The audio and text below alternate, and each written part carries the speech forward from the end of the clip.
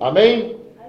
Vamos ouvir Êxodo, capítulo número 3. Hoje nós vamos ver a quarta fase para a igreja vencer sobre o ministério de Moisés, aonde cai hoje para nós na graça a revelação de Jesus Cristo. Aonde a gente lemos que passamos a leitura a devocional nesta noite, que foi no livro do Apocalipse, mas nós vamos prosseguir no livro de Êxodo capítulo número 3, né? Aonde vimos que nessa dedicação, a dedicatória das 7 igrejas da Ásia. Eu quero que toda criança permaneça calada, fale pouco, escute muita palavra, porque você é abençoado quando você ouve mais. Você tem mais resposta para alguém que te pergunta sobre o Evangelho. Eu mesmo vou ler sozinho, aonde diz assim: permaneça lá na carta de Êxodo. João, as 7 igrejas, primeiro, Apocalipse capítulo 1, versículo número 4, diz assim: João, as 7 igrejas que se encontram na Ásia, graça e paz, vos outros da parte daquele em que era, em que há de vir, da parte dos 7 Espíritos que se acham diante do seu trono, e da parte de Jesus Cristo, a fiel testemunho, o primogênito dos mortos, o soberano dos reis da terra, aquele que nos ama e pelo seu sangue nos libertou dos nossos pecados e nos constituiu rei e sacerdote para Deus e Pai. A Ele glória e domínio pelos séculos dos séculos. Amém. Ele que vem com as nuvens, e todo olho verá, até quantos que transpassaram, e todas as tribos da terra se lamentarão sobre ele certamente. Amém. Aonde diz: eu sou Alfa e Ômega, diz o Senhor Deus, aquele que era e o que há de vir, o Todo-Poderoso. Aleluia. Isso nós já lemos no início, a fase para o nosso ministério hoje, aonde Deus irá falar, aonde Deus irá dar para você um conhecimento que você talvez não tenha conhecido, porque a palavra de Deus se renova a cada hora, a cada momento, a cada segundo. Ela se renova a cada dia e a cada momento. Então, para Deus, a palavra nunca é velha, porque ela é o Espírito Santo, ela é a voz de Deus falando para a igreja. Aleluia. É por isso que o apóstolo João, descrevendo no Apocalipse, diz: quem tem ouvido, ouça o que o Espírito diz às igrejas. O Espírito Santo é um, a igreja somos todos nós reunidos num só corpo, cada um em membro particular. Bem? Vamos, quem achou o livro de Êxodo, capítulo 3, versículo número 1?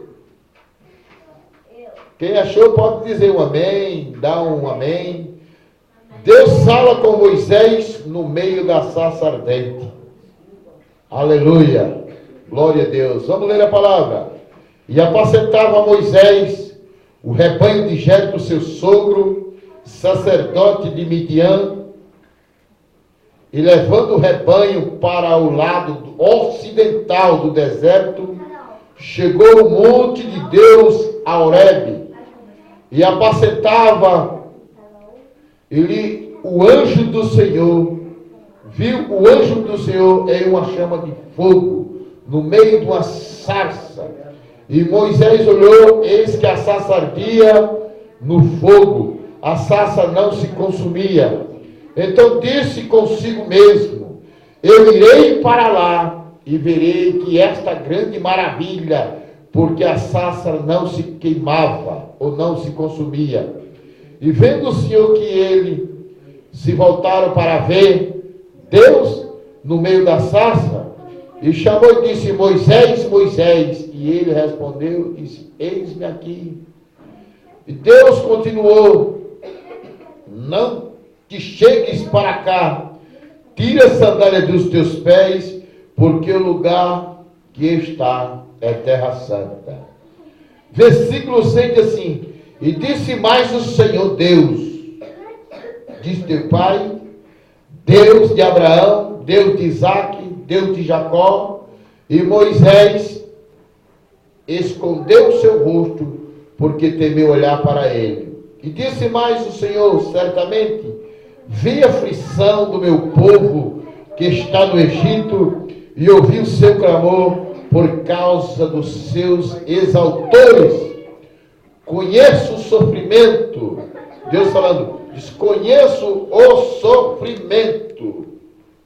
Por isso desci a fim de livrá-lo da mão dos egípcios, para fazê-lo subir daquela terra em uma terra boa e ampla, terra que emana leite e mel, lugar de cananeus e dos heteus e dos amorreus e dos refezeus e dos heveus e dos jubiceus, pois o clamor do filho de Israel chegou até a mim, e também vejo a opressão em que os egípcios estão oprimindo.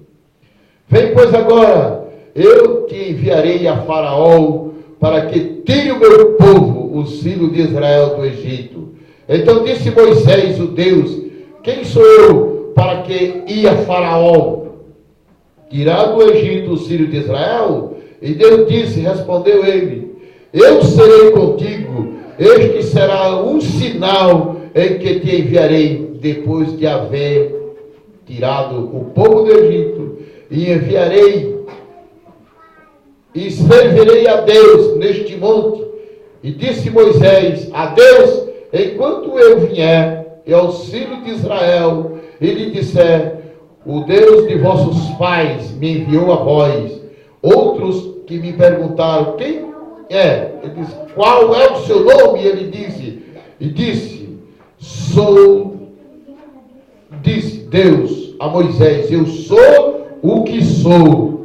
Mas assim dirá o filho de Israel: eu sou, e envio a outra voz. Amém?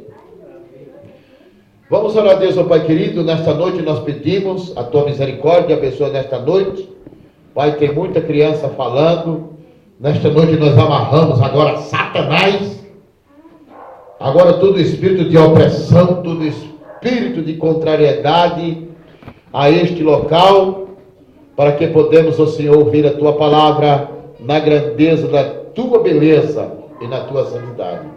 Pedimos nesta noite a tua unção, teu espírito. Usa nós, ó Senhor, meu Deus, este pouco de pó, a qual estamos nas tuas mãos nesta noite. Faz milagre, faz maravilha, fala pela tua palavra, que o teu espírito resplandeça entre nós. Amém? Criança, agora é hora de ouvir a palavra. Glória a Deus. Irmãos, eu quero bem enfatizar os irmãos.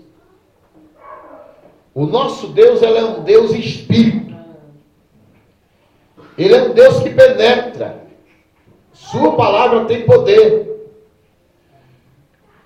A sua glória ele não dará a homem nenhum. Pelo motivo, porque o homem é carne e Deus ele é espírito. Então Deus não pode dar o espírito para o homem na totalidade do poder, porque o homem é carne, então o homem não aguenta, ele tem visões.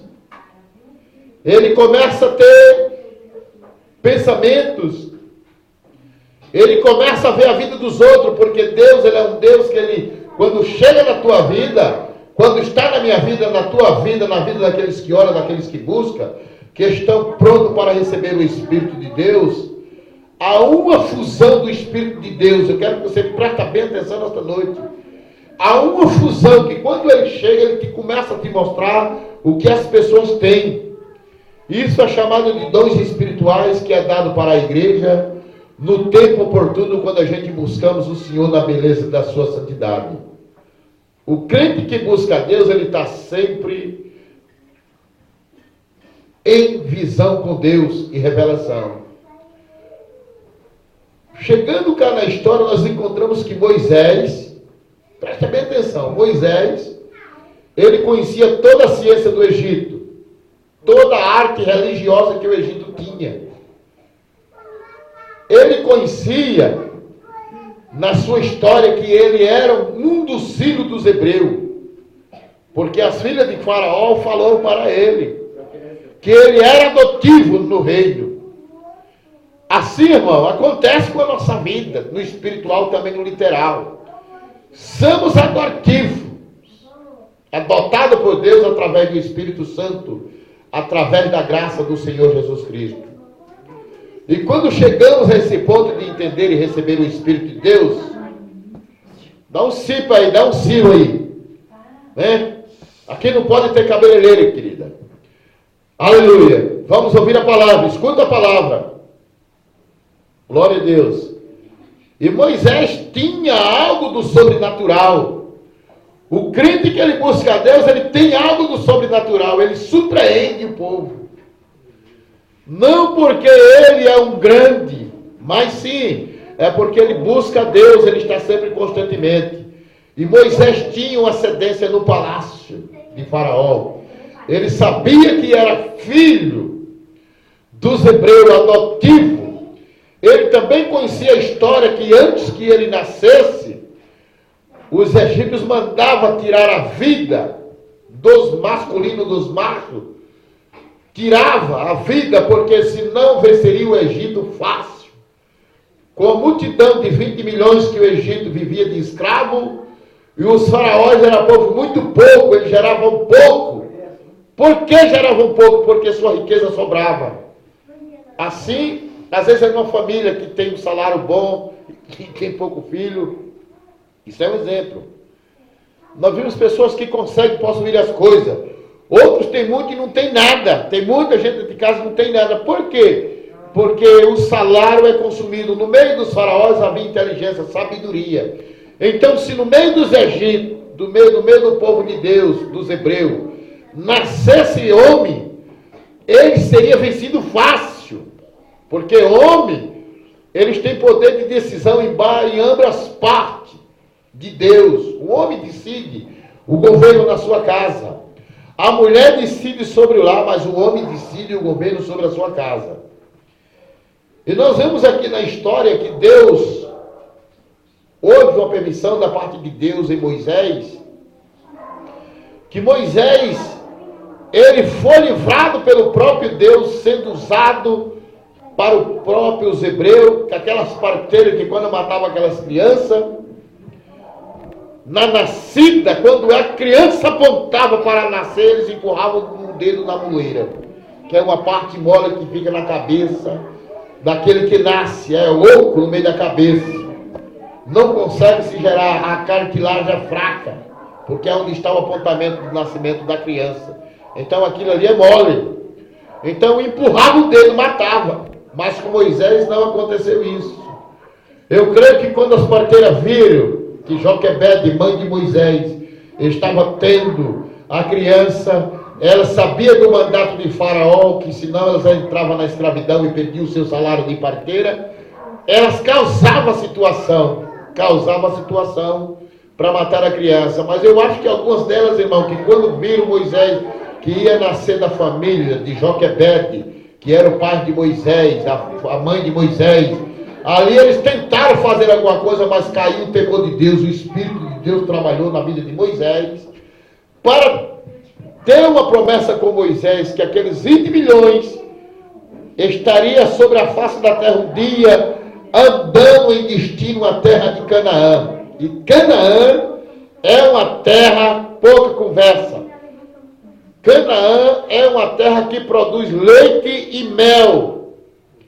Mas o povo teria que enfrentar a Deus um dia de face a face pela sua glória, pelos seus mistérios. Por quê? Porque Deus teria que mostrar os seus sinais. Às vezes, nós aceitamos a Jesus, vimos os sinais na palavra, vimos os sinais do dom do Espírito Santo, as línguas, os mistérios dentro da igreja. As crianças nós vamos sentir, sentimos arrepio, sentimos vontade de dar glória, às vezes damos glória falando línguas, porque é o Espírito de Deus movendo a igreja. Mas nós encontramos sobre a parte de Moisés, que quando ele estava no palácio de Faraó, formado em toda a teologia eclesiástica do Egito, com a adoração dos seus deuses, Moisés não fazia parte daquilo. porque ele era um desfalque para os egípcios. Assim é a nossa vida como crente, assim é a nossa vida como cristão, assim é a nossa vida quando lemos a palavra de Deus e invocamos o nome do Senhor. Somos um desfalque para Satanás operar na nossa vida e contra os nossos familiares, contra a igreja. Por quê? Porque é uma ação do Todo-Poderoso.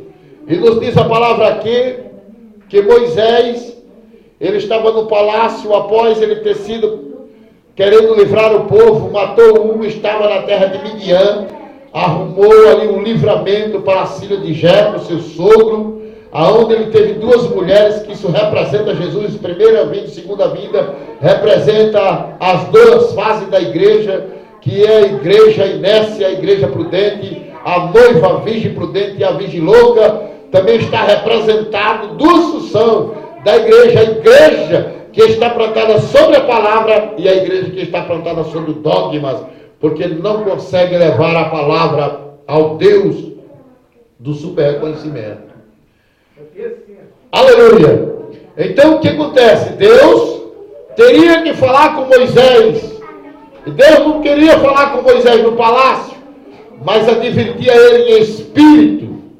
Crente advertido é uma bênção, né? Menino, tem uma frota tão grande de demônio aí usando a boca dessas crianças, entendeu? Fala demais. Na hora de louvar, irmão, é uma bênção. Na hora de você dar glória. Você pode dar glória a Deus junto comigo? Diga assim, glória a Deus. Você não vamos queimar o capeta nessa noite. E vamos reconhecer diante de Deus. Aleluia. Glória a Deus. Então, o que acontece, irmão? Moisés tinha aquele chamado para livrar os egípcios. Moisés era representado o nome tirado das águas. Água representa o tribo, povo, nações e língua. Água representa nações. Água também representa a palavra.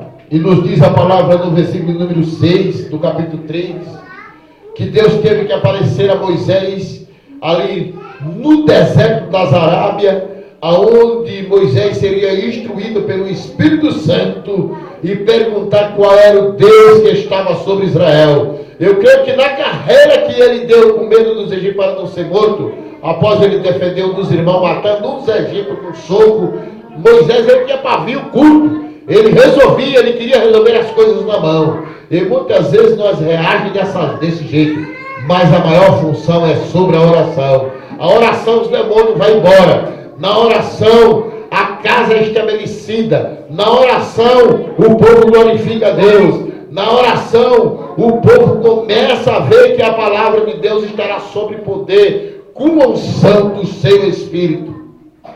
Aleluia. No versículo 6, nós também fase, mas vou citar fato assim. Capítulo 3, versículo 6, disse mais o Senhor a Moisés, e disse mais, eu sou o Senhor Deus de teus pais.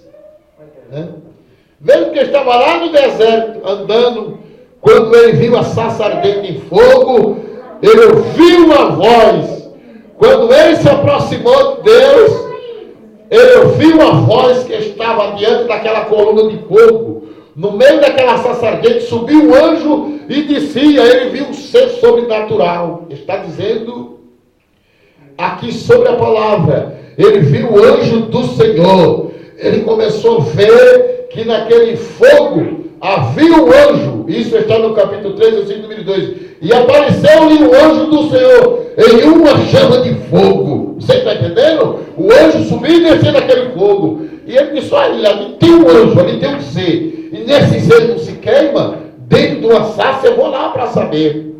E ele, quando chegou perto, o anjo falou para ele, no versículo da parte número 2, dizendo assim, e apareceu-lhe o anjo do Senhor em uma chama de fogo no meio da sarça a Moisés, e olhou, eis que a sarça ardia no fogo, e a sarça não se consumia. Então disse consigo mesmo, eu irei até lá, e verei que grande maravilha, em que sarça, em que essa que se queima. Ele achava que era uma madeira diferente, mas era Deus subindo e descendo ali com aquele anjo, era Deus no seu corpo espiritual para que ele pudesse ver. Irmão, quando ele viu aquilo, ele disse, agora eu vou lá, já que não queima aquele ser, eu vou lá também, porque eu sou. E foi. E quando ele chegou apertado ao Senhor, ele ouviu a voz no versículo número 3, dizendo para ele que não pudesse. Então disse o Senhor consigo mesmo. E disse então consigo mesmo, Moisés disse: eu irei para lá e verei que grande maravilha, porque a sarça não se queima. E vendo o versículo 4, e vendo o Senhor que ele voltava para ver Deus no meio da sarça, e chamou e disse: Moisés, Moisés, ele respondeu: eis-me aqui. Deus continuou dizendo: não te chegue para cá, tira a sandália dos teus pés, porque o lugar que pesa santo é. Entendeu? Estava santo. O lugar que Moisés chegou naquele momento se tornou santo, porque era monte de Deus. Aquilo era chamado, na antecipação das histórias dos montes, do deserto das Arábia, destino a Israel, do lado do norte. Veja, que a palavra está dizendo do lado do norte. Estava Deus para proteger o seu povo. Com aquilo vinha do lado do norte, vinha do oriente e do ocidente, mas vinha mais da parte do norte, porque era a parte do norte aonde Deus mostraria a sua glória mais uma vez para a igreja. E nós vemos aqui a palavra dizendo aqui a respeito do Egito. O Egito hoje simboliza o mundo, simboliza os grupos que estão perseguindo hoje a igreja. Mas para nós chegar ao ponto da gente terminar com a conclusão da palavra, as 4 provas para que você possa receber. 3 e versículo de número 14, assim, e disse Deus a Moisés: eu sou o que sou. Você está entendendo? Nós conhecemos a Jesus Cristo como Salvador com nome, mas como Deus em Espírito, Ele é o que Ele é. Então Ele trabalha na forma da sua gravidade, na sua glória, no seu poder. Então ninguém consegue tirar Deus do seu habitat sobrenatural, a não ser com oração, porque Ele começa a aparecer em sua vida, com o Espírito Santo em você se torna uma sarça, que ninguém pode ver a não ser o inimigo das nossas almas. Versículo de número 15, assim, e disse Deus ainda mais a Moisés: ainda dirá ao Senhor de Israel, o Senhor Deus de vossos pais, o Deus de Abraão, o Deus de Isaque, o Deus de Jacó, eis que me enviou a outra voz: este é o meu nome eternamente. Está vendo como é o nome de Deus? O nome de Deus em Espírito é eterno. O Espírito é eterno. Agora nunca muda. Então em Jesus Cristo ele se tornou eterno. Em Jesus Cristo ele se tornou Deus aparente. Ele se tornou Deus visível. Visível é aquilo que você vê. Invisível é aquele que você não vê, mas você sente. Então Deus teria que se apresentar a Moisés na forma visível, mas com corpo de semelhança de um anjo, aonde ele subia e descia na sacerdente, porque aquilo era o corpo espiritual de Deus. Quando ele saía de espírito, ele entrava em sarça. Quando ele entrava na sarça, ele se apresentava, tinha que ter um ser sobrenatural, que isto era a evidência de Deus através do seu anjo. Versículo de número 16. Agora Moisés começa a receber o recado de Deus e começa aí, silêncio aí, aleluia. Versículo 3, capítulo 13, versículo 16, Deus começa a falar para Moisés que ele teria que voltar lá e falar para todo o ancião que habitava no meio do povo hebreu, que eram os mais velhos, né? Mas muitos deles eram chefes dos grupos, mas eles não tinham liderança. Eram aqueles anciãos, homens velhos, aqueles dos 20 e de mais anos, era jovem. Quando chegasse aos 40, começavam a aparecer os anciãos, que era onde Deus deveria trabalhar para que Israel pudesse ser aconselhado e reconhecer que eles tinham Deus, que tinha levado Abraão, Isaque e Jacó na história dos hebreus, na história da igreja. E nos diz aqui na parte do versículo de número 16, assim: vai junto aos anciãos de Israel e diz-lhe: o Senhor Deus de vossos pais, o Deus de Abraão, de Isaque e de Jacó, me apareceu dizendo: em verdade, eu vos tenho visitado e visto vós que tens sido feito no Egito. Portanto disse: eis-o fazei-lo subir das aflições do Egito para para a terra dos cananeus, e dos heteus, e dos amorreus, dos cezeus, dos ezeus, e dos jubiceus, para a terra em que mana leite e mel. 4 desafios você tem na sua vida espiritual. Veja, você tem que encontrar o seu inimigo no campo de batalha. O crente, ele fica sabendo que ele nunca estará sozinho. Sempre tem um campo de batalha na mente dele, no pensamento dele, através dos seres humanos ou através de si mesmo, para vencer, amém? E nos diz a palavra aqui no versículo 17, portanto ele diz, ele fazendo ele subir das aflições do Egito, da terra dos cananeus. Ali os egípcios habitavam no meio dos cananeus, porque eles estavam habitando no meio dos cananeus, então eles teriam que ser vencedor. Eles teriam que vencer os cananeus, porque os cananeus eram o povo que tratava a eles com o maior julgo, tratava eles com o maior juízo. E nos diz a história que nos heteus, ele era incomodado porque era desafiado fazer o serviço forçado. 2, a parte 3 desse que era ofereceu, era aquele povo que tinha a tendência de mandar neles, de bater neles, de comandar eles, para que pudessem amassar barro e fabricar tijolo para o Egito.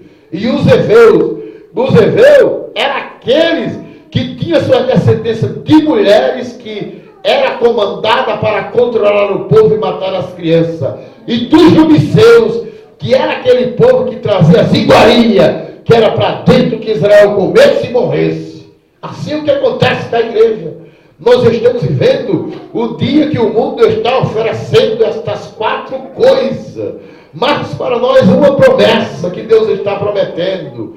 Você tem que vencer o cananeu, você tem que vencer os heteus, você tem que vencer o cezeu, você tem que vencer os ezeus, o jubiceu. E você tem, por que você tem que vencer? Porque você estará no campo de batalha. Quando o crente está entendendo que ele tem um inimigo, e ele não é natural, ele é espiritual, que ele luta contra a família, contra a casa, contra o seu trabalho, contra a sua vida espiritual, material, sua saúde, de lado, de banda de frente, ele sabe que encontra estas 4 fusões. Se você olha para frente, com o sentido do natural, você tem problema. Se você olha de banda, veja a parte segunda. Você encontra situações, porque você pode andar e tropeçar, porque você não está olhando em destino da fé no caminho correto. Se você olha ao lado, você pode ter dificuldade se você vai dirigindo ou você vai no caminho que tem mão direita, mão esquerda, seja no caminho ou na travessia da passagem. Você tem sérios problemas, porque você, além de você estar olhando para cá, o caminho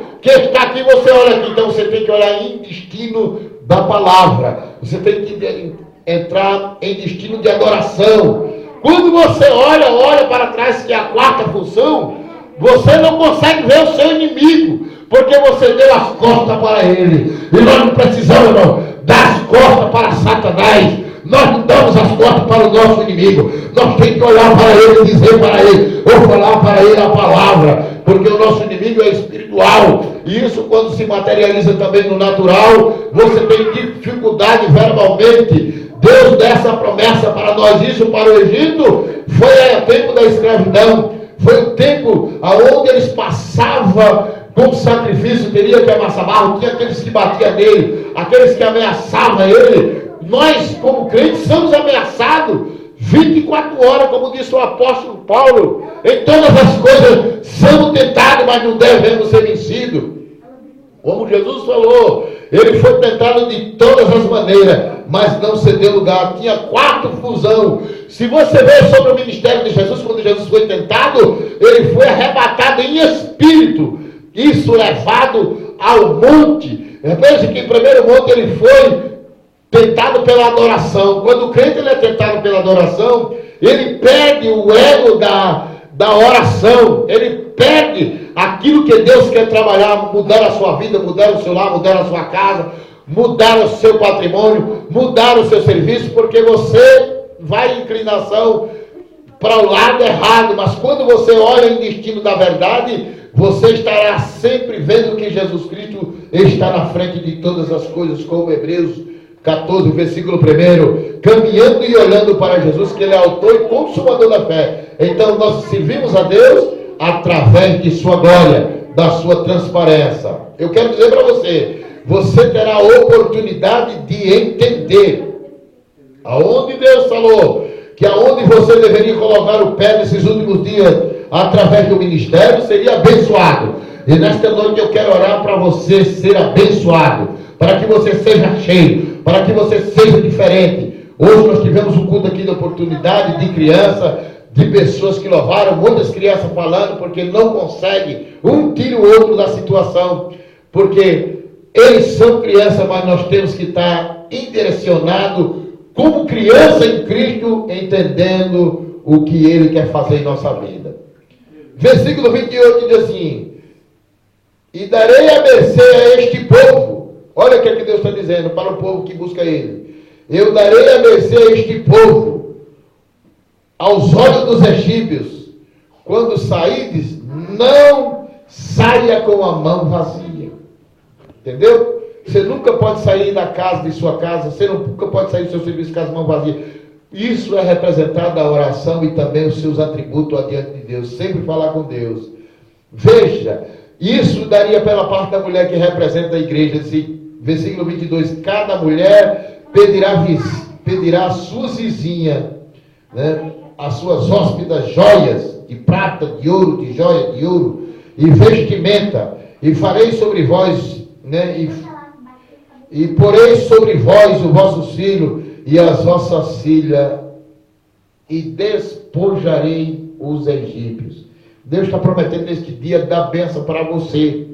Se você veio com o destino de uma bênção nessa noite, você vai levar, porque você deve estar entendendo o que nós estamos falando aqui, que Deus está tirando o seu povo para a bênção. Deus está colocando bênção nas tuas mãos. A igreja está chegando no tempo do fim. Estamos vivendo a hora mais sagaz que o inimigo está aborrecido com a igreja. E nós temos que terminar com a parte da bênção.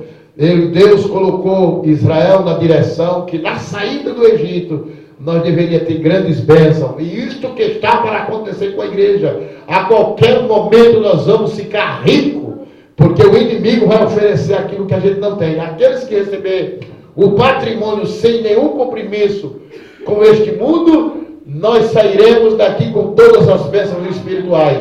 Isso representado o espiritual para o natural. Amém? Eu quero que você fique de pé nesta noite. Eu quero chamar aqui o rapazinho aqui. Eu quero que você, nesta noite, eu não tirei a oferta. Quem trouxe a oferta, vem, meu filho. Glória a Deus. Vá devagar lá na frente e tira uma oferta ali, amém?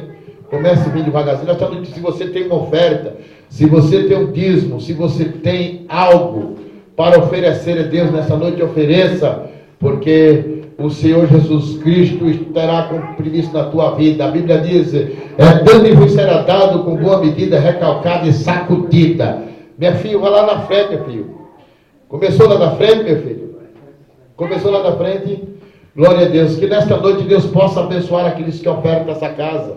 Que abençoe esta casa. Eu mesmo pensei, estava aqui pensando sobre agora mesmo. Ali está a irmã Creonice, a esposa do pastor, está a família dele. Eles estão diretamente para fazer algumas mudanças daqui, mas antes de sair daqui, nós iremos fazer uma grande festa, e nessa festa você está incluído no meio, amém? Amém? Levanta suas mãos, vamos orar agora, vamos terminar esse trabalho, porque hoje é terça-feira, e nós teríamos um culto de ensino. Não deu tempo para tudo, porque nós começamos tarde, mas nós deveríamos dar só para a palavra, mas as crianças tem sempre chegado aqui com o louvor, e nós não podemos negar isso, porque é Deus que está recebendo essa parte. Vamos orar. Senhor Deus, ó Pai querido, em nome de Jesus Cristo, nessa noite abençoa grandemente, Pai, nessa noite os irmãos que vieram visitar, Pai, nessa noite, Senhor, aqueles que vieram aqui, Senhor, que não volte vazio, volte alegre, volte contente, volte com sua bênção, volte com a palavra, volte com conhecimento, a qual nesta noite tua grande bênção dos céus à terra, em nome de Jesus Cristo, Pai, abençoando aqueles que abençoaram a tua obra, aquele que deu, aquele também que não deu, aqueles que não puderam vir. Nesta noite eu também te peço, Senhor, para aqueles que não puderam vir, os irmãos que estão trabalhando, que estão, Senhor, fazendo ali, Senhor, a parte do seu serviço para o natural, para manter-se no espiritual. Abençoe grandemente cada família, cada irmão, a cada irmã. Assim nós te agradecemos em nome de Jesus. E quem quiser oração separada pode vir nesta noite que a gente vamos terminar. Amém? Levanta as suas mãos assim comigo. Que o amor de Deus e a graça do nosso Senhor Jesus Cristo e as doces íntimas consolação do Espírito Santo seja com todos e todos digam amém. Isso está em 2 Coríntios 13:13, a bênção de Deus.